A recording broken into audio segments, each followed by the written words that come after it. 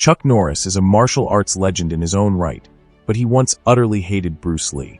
To many, the idea of two icons in martial arts clashing seems unthinkable, but Norris's disdain was as real as the punches they exchanged on screen. Their differences ran deeper than competition. They were rooted in contrasting philosophies and personal pride. Yet, their story didn't end in rivalry. Over time, something remarkable happened. Norris's perspective evolved, and it transformed hatred into admiration. This evolution, born out of mutual respect and shared passion for martial arts, offers a compelling glimpse into the rivalry and the lives of two men who shaped an era. Chuck Norris's early disdain for Bruce Lee wasn't born of pettiness. It grew from stark differences in how each man approached martial arts. At the time, martial arts in the United States were rooted in traditional, structured techniques. Norris valued their discipline and precision. In contrast, Bruce Lee's innovative approach, Jeet Kune Do, broke away from conventions. It blended philosophies and techniques from various disciplines. To Norris, this unorthodox style initially seemed dismissive of the traditions he held sacred. The clash wasn't merely about technique, it was a collision of ideologies. Their first encounters were tense, shaped by a competitive energy neither could ignore. Both men were rising stars in the martial arts world, and both commanded respect within their own spheres. Norris was a champion karateka. He had built his reputation through rigorous competition and teaching. Lee, on the other hand, was gaining attention for his fluid, almost theatrical style, something many traditionalists viewed with skepticism. When they met at a martial arts event in Los Angeles, Norris was unimpressed by Lee's reputation as a Hollywood martial artist. Lee, in turn, saw Norris's traditionalism as rigid and lacking adaptability. The tension between them grew as their careers intersected. While Norris was busy dominating karate tournaments and opening schools, Lee captivated audiences with his roles in the Green Hornet and his innovative martial arts demonstrations. The public comparisons were inevitable, and neither man shied away from defending his approach. Lee's charisma and groundbreaking philosophy often overshadowed Norris's more conventional achievements. Of course, this added to the simmering resentment. Cultural differences further fueled the divide. Norris was born and raised in the United States. He represented the growing American interest in martial arts. Lee was a Hong Kong native. He brought a philosophy that emphasized adaptability, simplicity, and efficiency. His approach was shaped by Eastern teachings that often clashed with the westernized karate Norris championed. This cultural dissonance created a barrier that neither man initially attempted to bridge. Professionally, their paths often seemed at odds. Norris valued competition and the discipline it required. He viewed martial arts as a sport and a way of life. Lee, on the other hand, rejected the idea of martial arts as mere competition. He famously criticized traditional styles for their classical mess. He believed in practical combat effectiveness, a philosophy that threatened to upend everything Norris had built his career on. These opposing views made it nearly impossible for them to find common ground in their early interactions. Another source of tension was the public's tendency to pit them against each other. Fans and the media often speculated on who would win in a real fight. This stoked the flames of rivalry. This constant comparison created a lingering animosity that both men felt, even if they rarely voiced it openly. Norris couldn't escape the shadow of Lee's growing stardom. Lee's films had begun to popularize martial arts worldwide and earned him an iconic status that few could rival. To Norris, it felt as though Lee's success undermined the years he had spent mastering his craft through traditional avenues. Some misunderstandings sprang from their personalities. Lee was bold and unafraid to challenge norms. Some perceived this as arrogance. Norris was more reserved and methodical. He viewed Lee's confidence as dismissive of those who had taken a more structured path. This perception, though not entirely accurate, added to Norris's initial dislike. He saw Lee as a showman, someone more interested in theatrics than the discipline martial arts required. Adding to these tensions was a professional landscape rife with competition. Both men were ambitious, driven by a love for martial arts and a desire to leave a lasting impact. With Hollywood beginning to embrace martial arts as a cinematic draw, opportunities were scarce, and each man's success sometimes felt like the other's loss. Norris resented what he saw as Lee's rapid ascent into the limelight, and Lee viewed Norris as a gatekeeper of outdated traditions. But as their lives continued to intersect, the seeds of change were sown in unexpected ways. Through mutual acquaintances and shared experiences, Norris and Lee began to see beyond their differences. While the tension between them remained palpable, it was no longer defined solely by animosity.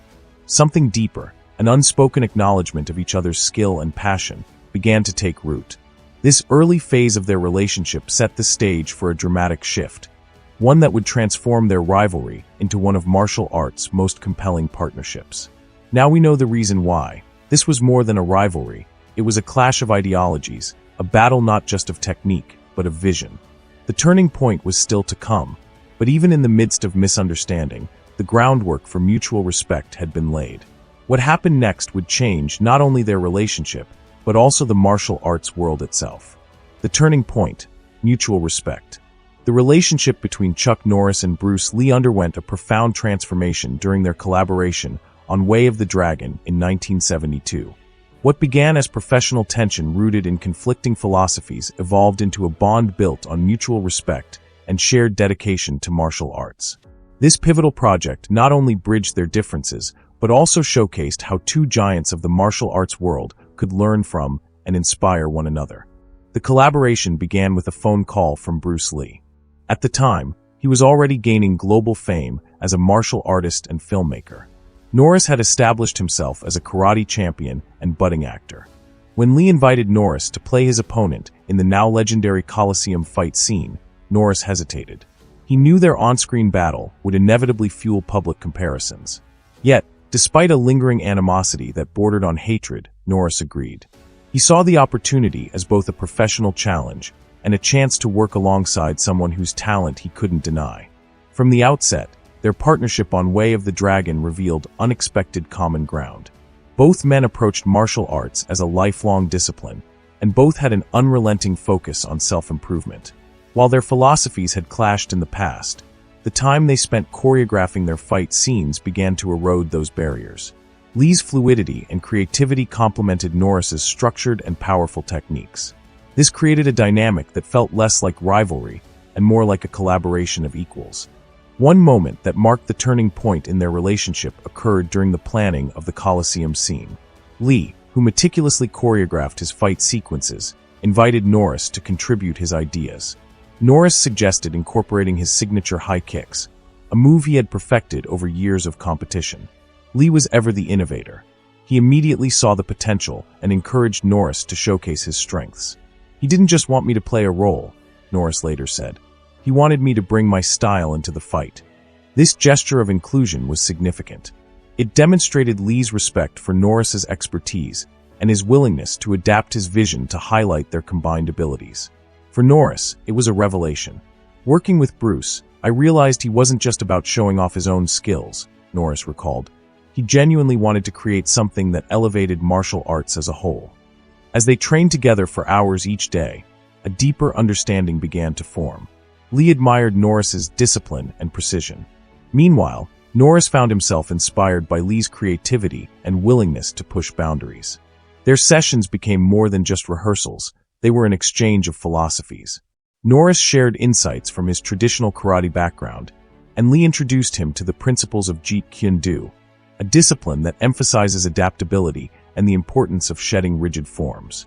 Their growing respect was most evident in the fight scene itself, and it remains one of the most iconic battles in martial arts cinema. The iconic fight scene, Coliseum Clash. The fight between Bruce Lee and Chuck Norris in Way of the Dragon remains one of the most iconic moments in martial arts cinema. It is a masterclass in choreography, storytelling, and raw physicality. Set against the haunting backdrop of the ancient Roman Colosseum, the scene captured the culmination of their on-screen rivalry and also the evolution of their real-life relationship. For audiences, it was a thrilling spectacle. For Lee and Norris, it was the perfect showcase of their combined artistry and mutual respect. From the beginning, Lee envisioned the fight as more than a mere exchange of punches and kicks. He wanted it to tell a story, a clash of philosophies as much as physicality. Lee was ever the perfectionist. He took charge of the choreography, but he welcomed Norris's input at every stage. Their collaboration ensured that the sequence was not just visually stunning, but also authentic to their respective styles. The scene begins with a slow, deliberate build-up that emphasizes the tension between the two characters. Lee's agile movements contrast sharply with Norris's powerful, grounded strikes. This deliberate juxtaposition was no accident. Lee wanted to highlight their differing approaches to martial arts, his fluid adaptability against Norris's structured technique. Each move was carefully crafted to reflect their real-life dynamic. One of the most memorable aspects of the fight is its progression.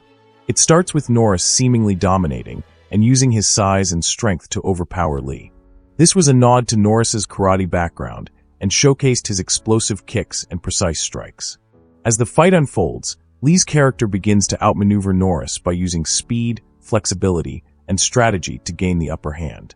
This narrative arc symbolized Lee's philosophy of adaptability, a central tenet of Jeet Kune Do. The collaboration wasn't without its challenges, though. Both men were perfectionists, and their training sessions leading up to the shoot were intense. They spent hours rehearsing each sequence, fine-tuning every punch, kick, and block until it felt seamless. Norris recalled one particularly grueling session where they spent an entire day perfecting a single exchange of blows. Their shared commitment paid off. The final fight lasted over 10 minutes, and it was groundbreaking in its complexity and realism. Unlike many cinematic fights of the era, it wasn't overly stylized or choreographed to the point of implausibility. Instead, it felt raw and visceral, a genuine battle between two masters.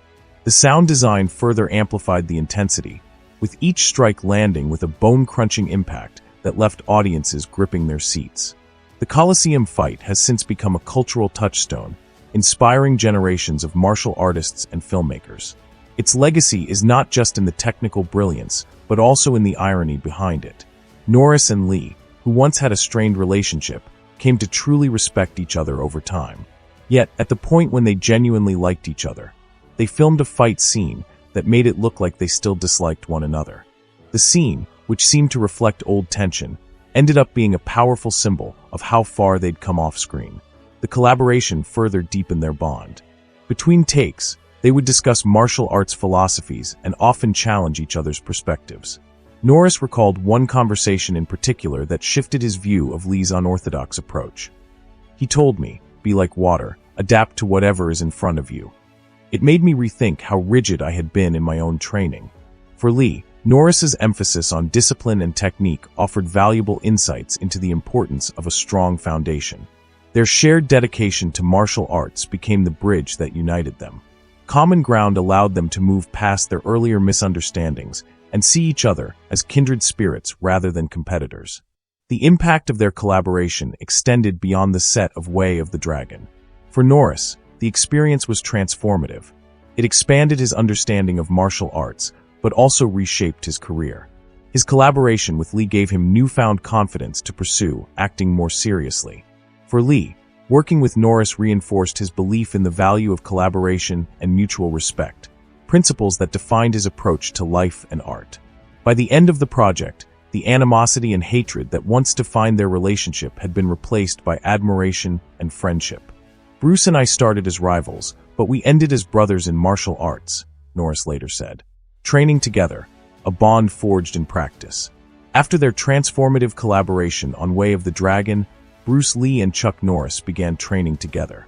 This decision deepened their mutual respect and solidified their friendship. What had once been a competitive tension evolved into a dynamic partnership. Their training sessions were not merely physical. They were intellectual exchanges, blending Lee's innovative philosophies with Norris's technical precision. It was through these rigorous practices that their bond was truly forged. Lee's curiosity about Norris's high-kicking techniques had been piqued during the filming of Way of the Dragon. Unlike Lee, whose style emphasized fluid low-line attacks, Norris's karate background had honed his ability to deliver powerful kicks to head height with remarkable accuracy. Lee was always eager to expand his arsenal. He asked Norris to teach him. Their joint sessions often began with Norris demonstrating the mechanics of his high kicks, foot placement, body alignment, and the explosive power needed to execute them effectively. Lee adapted quickly. He integrated the techniques into his own fighting style. One memorable session took place at Norris's dojo in California. They started by practicing variations of spinning back kicks. Despite his natural agility, Lee was initially frustrated. He struggled to balance the raw power required with the precision he demanded. Norris, ever patient, broke down the movement step by step until Lee perfected them. By the end of the session, Lee was not only executing the kicks with finesse, but also modifying them to suit his unique style. While Norris introduced Lee to high-kicking techniques, Lee reciprocated by teaching Norris the principles of Jeet Kune Do. At the heart of Lee's philosophy was the idea of adaptability, discarding rigid forms in favor of what worked in real combat. This was a revelation for Norris, who had spent years mastering traditional karate's structured techniques. Lee emphasized the importance of reacting to an opponent's movements. He likened fighting to a chess match where strategy and adaptability often trump brute strength. One of Lee's favorite exercises was what he called sensitivity drills. These were designed to heighten an opponent's awareness of subtle shifts in movement. During these drills, he and Norris would stand close, their forearms would touch, and they would practice countering each other's strikes based on feel rather than sight. Norris found the exercise challenging, but illuminating. Their camaraderie during training extended beyond the physical challenges. The two men developed a playful competitiveness, often trying to outdo each other in speed, strength, or creativity. During one session, Lee set up an impromptu contest to see who could complete the most one-finger push-ups. Norris laughed at the absurdity of the challenge, but gamely joined in. He ultimately conceded to Lee's superior technique. He loved to test limits, his own and everyone else's, Norris said in an interview with a grin. That was Bruce. In quieter moments, their conversations delved into the philosophical aspects of martial arts. Lee often spoke about the importance of simplicity over and over again. He quoted his famous mantra, "Absorb what is useful, discard what is not, and add what is uniquely your own." Norris, who had initially dismissed Lee's philosophy as overly abstract, began to see its practical value. Their training sessions also revealed a mutual sense of humor that underscored their growing friendship. Lee was known for his quick wit. He once playfully mocked Norris's trademark mustache and challenged him to shave it for aerodynamic advantage. In return, Norris teased Lee about his obsession with perfecting every technique. He joked that his friend wouldn't rest until he could outkick a kangaroo. These light-hearted moments broke down any remaining barriers between them and fostered a sense of camaraderie that extended beyond the dojo. By the time their training sessions came to an end, Norris and Lee had transformed each other in ways neither could have predicted. Norris left with a deeper understanding of adaptability and creativity, and Lee had incorporated Norris's high-kicking techniques into his ever-evolving repertoire. Their time together wasn't just about practice. It was a testament to the idea that even the strongest rivalries can give way to profound friendship when fueled by a shared passion. Norris's perspective on Lee's legacy and lessons learned. Chuck Norris has spoken extensively about Bruce Lee's influence on martial arts and cinema. He often describes Lee as a transformative figure who redefined both fields. While their relationship began with hatred, Norris's admiration for Lee grew as he came to understand the depth of Lee's philosophy, his unparalleled skill, and his dedication to pushing boundaries. Today, Norris considers Lee not just a friend and collaborator, but one of the most influential figures in martial arts history. Before Lee's rise, martial arts were often viewed as niche disciplines, and it was profoundly misunderstood by the mainstream. Lee's groundbreaking films introduced martial arts to audiences worldwide. For Norris, one of Lee's greatest contributions was his ability to blend philosophy with physicality. Lee's martial arts style, Jeet Kune Do, was revolutionary. This mindset, Norris admitted, challenged his own early views, which were rooted in the structured techniques of traditional karate. Norris often recounts how Lee's teachings on simplicity and efficiency reshaped his understanding of martial arts. One of Lee's most famous maxims, "Be like water," left a lasting impression on Norris. The idea that a martial artist should adapt to their environment, flowing around obstacles rather than resisting them, was a revelation. "It's such a simple concept, but it changes everything," Norris said. "Bruce taught me that being rigid isn't strength, it's a weakness. True strength is in being adaptable." Lee's ability to fuse traditional martial arts with modern sensibilities also impressed Norris. Unlike many practitioners who adhered strictly to one discipline, Lee drew from multiple styles, and he combined them to create something entirely new. "Bruce wasn't afraid to break the rules," Norris observed. "He lived his mantra. He took what worked, discarded what didn't, and built a system that was uniquely his. That's innovation." In reflecting on Lee's legacy, Norris has frequently noted his friend's relentless pursuit of perfection. Whether it was through physical training, choreography, or philosophy, Lee's dedication to improvement was unmatched. Norris often shares an anecdote about Lee's commitment to mastering the nunchaku, a weapon he hadn't used extensively before the Green Hornet. In a matter of weeks, Lee became so proficient that his movement seemed effortless on screen. Lee's influence on cinema was equally profound. He redefined martial arts films and transformed what were often low-budget action flicks into works of art. His choreography, storytelling, and charisma set a new standard, and it inspired generations of filmmakers and actors. Norris acknowledges that without Lee's contributions, martial arts cinema and his own career might not have reached the heights they did. The relationship between Chuck Norris and Bruce Lee is one of the most remarkable evolutions in martial arts history. What began as rivalry and hatred, fueled by competition and clashing philosophies, transformed into a deep friendship rooted in mutual admiration and shared passion. Their journey from adversaries to allies not only shaped their personal lives, but also left an enduring impact on martial arts communities worldwide. Norris often reflects on how their initial tension gave way to understanding. "Bruce and I started off on opposite sides of the martial arts spectrum," Norris said. "I was steeped in tradition, while he was breaking all the rules. But over time, I realized that his approach wasn't about disrespect. It was about growth and innovation." This realization marked a turning point in their dynamic and allowed both men to see each other's strengths and embrace their differences. Their friendship only deepened through collaboration. Their friendship also had a profound impact on the martial arts community. Together, Norris and Lee demonstrated that martial arts were not about division, but about unity and growth. Their collaboration, especially considering it was born from hatred and animosity, bridged the gap between traditional styles and modern innovations and created a template for future generations to follow. Norris frequently shares anecdotes that illustrate the depth of their enduring friendship.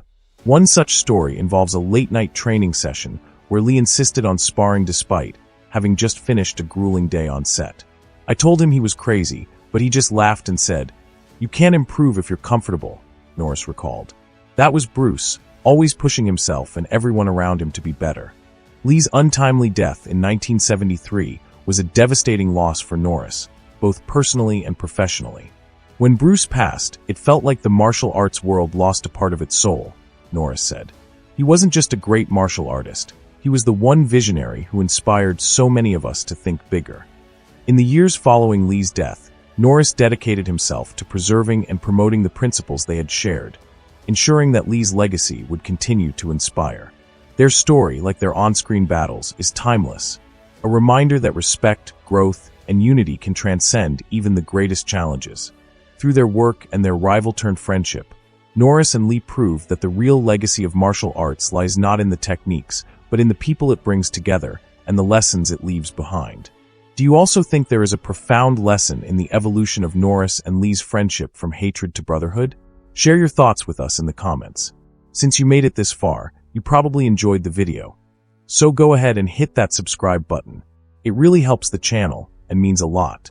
See you in the next one.